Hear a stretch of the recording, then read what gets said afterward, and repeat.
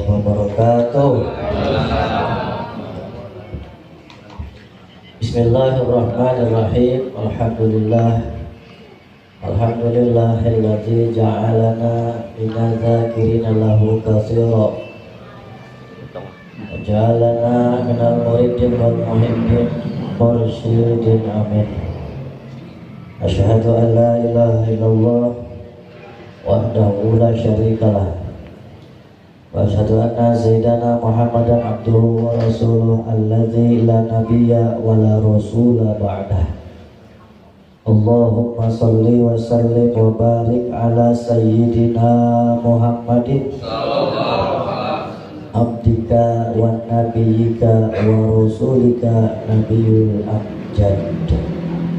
Amma ba'du, ya ayyuhal hadirun, usini nafsi wa iyyakum bitaqwallah wa ta'atihi la'allakum tuflihun. Faqad qala Allah ta'ala fi kitabihil karim wa huwa asdaqul qailin. A'udzu billahi as-sami'il 'alim minasy syaithanir rajim. Bismillahirrahmanirrahim.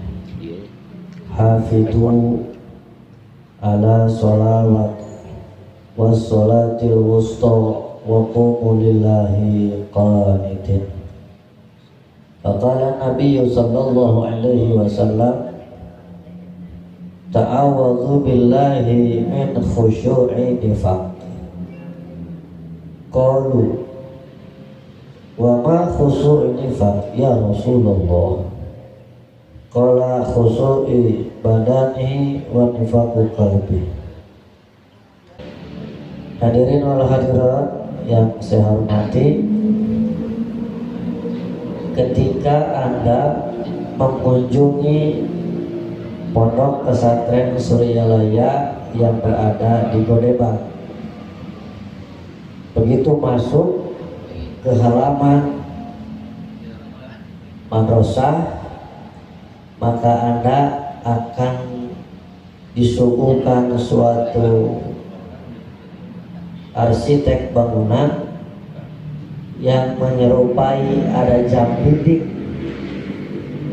Di atasnya terdapat hadis Rasulullah Sallallahu Alaihi Wasallam.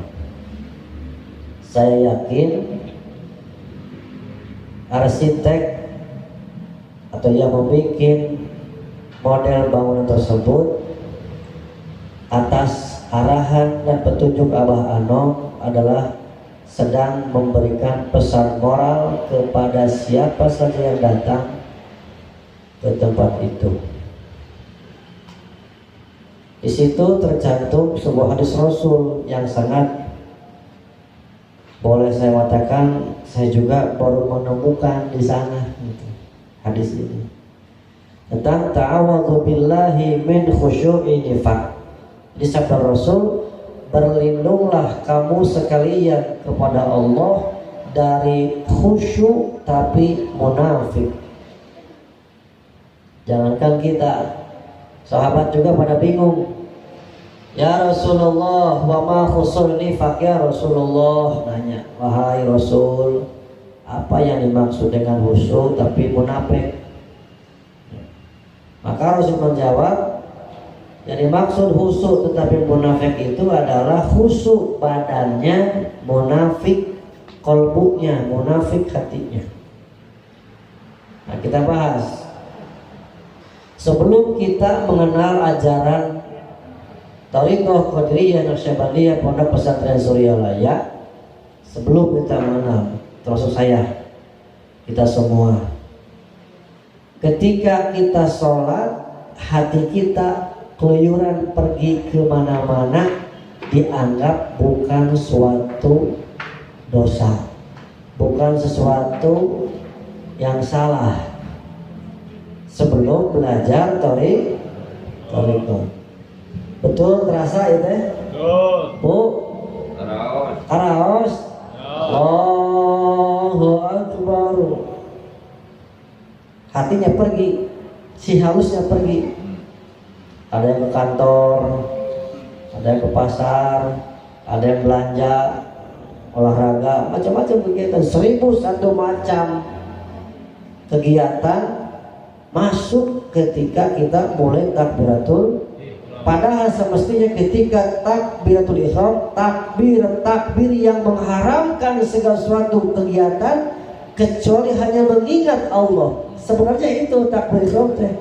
Tapi pada prakteknya Allahu Akbar jadi segala ingat itu gitu. Keluyuran. Sebelum belajar zikir dianggap bukan sesuatu yang salah. Walaupun sekarang sudah belajar zikir pun masih seperti itu gitu. Tapi itu parah-parah gitu. Tidak parah gitu. Masih mending lah. Tumbang peras kemana gitu. Dulu makan Allahu Akbar, kemana ya sudah pergi ke keluyuran. Ingat teh kita salam. Masya Allah.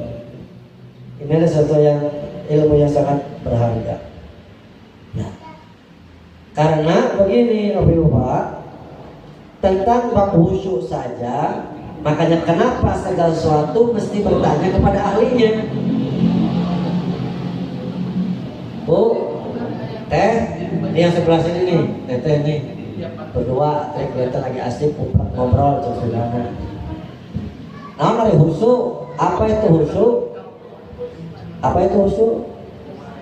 Fokus, terus serius. Jadi khusyuknya fokus dan serius. Ya nggak apa-apa. Fokus, serius. Nah, banyak saudara kita yang memaknai tentang khusyuk saja masih kemana-mana, tapi kita tetap pegangan kita adalah tanbih. Jangan menyalahkan ajaran orang satu, jangan memeriksa murid orang, itu aja pegang. Terlepas dari beliau memberikan pemaknaan tentang khusyuk versinya, ya, versi pribadinya, karena jadi macam-macam itu. Katanya begini, saya dengar beberapa bagian dari Ustaz mengatakan kalau pengen khusyuk, katanya gitu, kalau pengen khusyuk mesti pakai pakaiannya seragam putih semua, jangan ada yang batik-batik begini, nggak boleh. Jadi khusyuknya kerbodas karena jangan teh khusyuk lah begitu kita. Oh, apa-apa, itu yang saya temukan. Kemudian yang kedua, menurut versi beliau bahwa khusyuk itu mesti menangis, gitu. Khusyuknya mesti nangis. Buat keringat hutang, masa.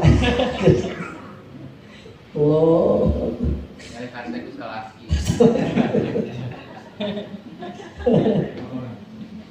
Eta terus orang tega disana. Padahal tega naon eta. Jadi katanya kalau menangis ya teh khusyuk, nggak apa-apa, silakan. Ini lagi membuat satu namanya apa, studi banding. Khusyuk menurut beliau harus seragam, baju putih-putih. Makanya kan ada kiai tertentu ketika mengadakan suatu acara yang pakaian begini nggak boleh masuk, ini nggak boleh. Di belakang nggak bisa masuk ini. Coba ada saudara pakai baju hitam begini apalagi batik, nggak bisa masuk, nggak bisa. Kan dianggap wah itu tidak akan bisa fokus gitu. Jadi kesannya khusyuk. Jadi satu katanya khusyuk mesti menangis. Oke, kita. Kemudian yang ketiga ada yang mengatakan khusyuk itu mesti lama katanya sholatnya. Oh, Akbar. Terlalu lama berdiri, lain kalau khusyuk, kalau kena hati teh, lihat macam orang. Kayak gitunya. Lihat. Khusyuk mesti lama. Yang keempat katanya khusyuk itu mesti paham apa yang dibaca. Versi mereka. Sekarang begini, kita bukan orang Arab, artinya non Arab atau sebut orang ajam. Jadi kalau dalam kitab atau dalam hadis dikatakan orang ajam itu orang non Arab, ya bukan Arab. Kita semua orang ajam. Kalau memaknai khusyuk itu mesti mengerti akan terjemah yang dibaca, berarti orang Arab yang paling khusyuk. Karena bacaan Quran itu terdiri dari bahasa, tetapi ternyata ketika kita melihat dulu sebelum masa pandemi, suka kita melihat ada taraweh di Mekah ya, live ya, setiap tengah malam. Kita melihat ada beberapa jamaah ketika sholat Allahu Akbar, maaf ambil. Jadi ketika sholatnya itu bukan khusyuk tapi sambil sibuk. Allahu Akbar.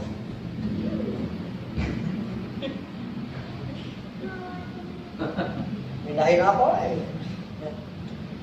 Suka melihat begitu. Jadi menurut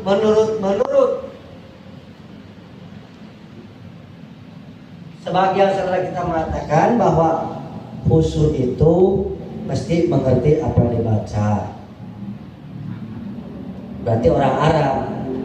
Tapi pada prakteknya orang Arab pun belum bisa khusyuk.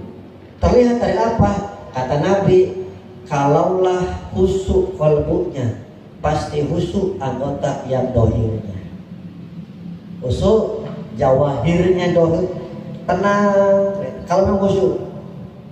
Nah, sekarang apa itu makna khusyuk yang sesungguhnya? Kita tarik. Kita bertanya kepada kitab ulama. Sebagian ulama wa ba'dul arif qala fi kitabihi, sebagai ulama ahli marifat mengatakan bahwa al khusyu' fi'lul qalbi.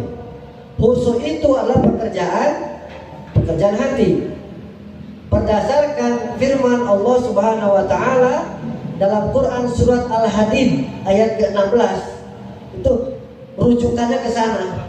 Kalau pengen ngerti tentang khusyuk, makanya guru agung kita Bang Saabah, ayat itulah yang memerintahkan dan yang menjelaskan tentang khusyuk yang sebenar-benarnya.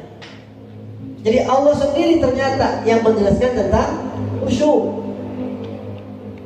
Apa? Alam ya'ni lil ladzina amanu an tasha'a qulubuhum li dzikrillah.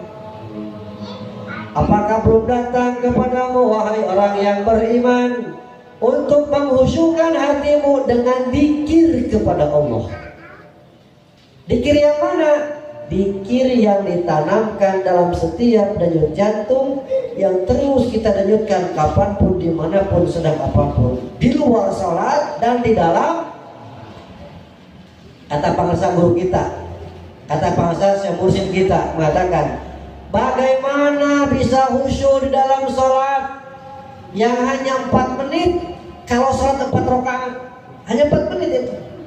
Kalau di luar sholat yang jumlahnya puluhan jam, tidak bisa khusyuk. Karena khusyuk di dalam sholat itu adalah sisa khusyuk di luar sholat. Kalau di luar sholat sudah bisa khusyuk, maka di dalam sholat pasti bisa khusyuk.